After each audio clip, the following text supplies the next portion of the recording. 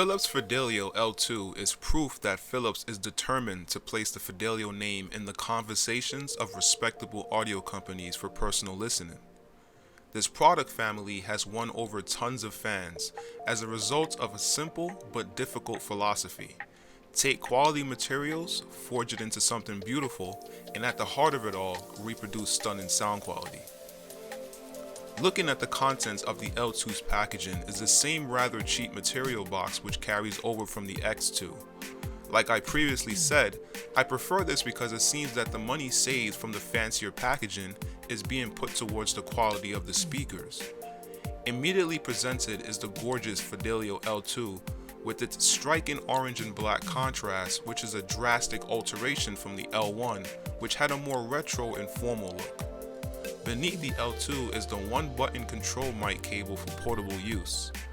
Two cables are provided, with the other cable being strictly for audio playback with no mic or controls in line.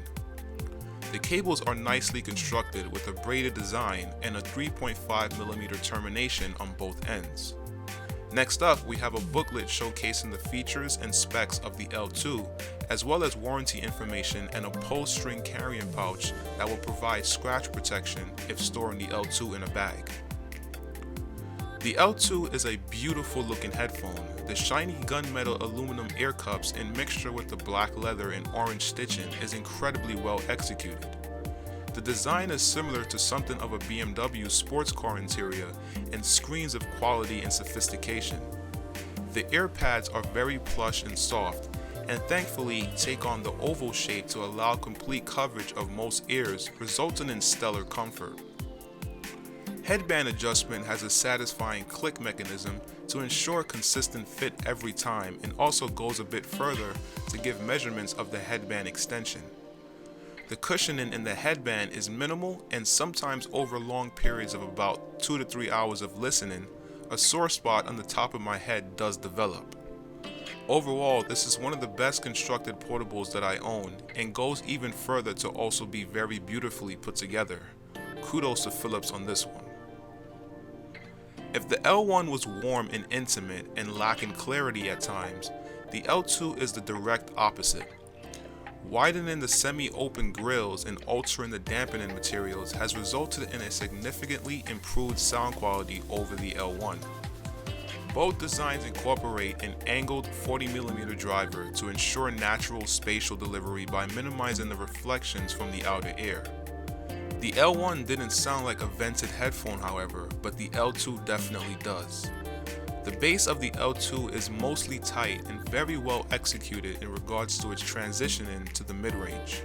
While the bass is clear and carries over the notes and intricacies well, it fumbles a bit when the sub-bass is driven hard, resulting in a slightly distorted and blown out response.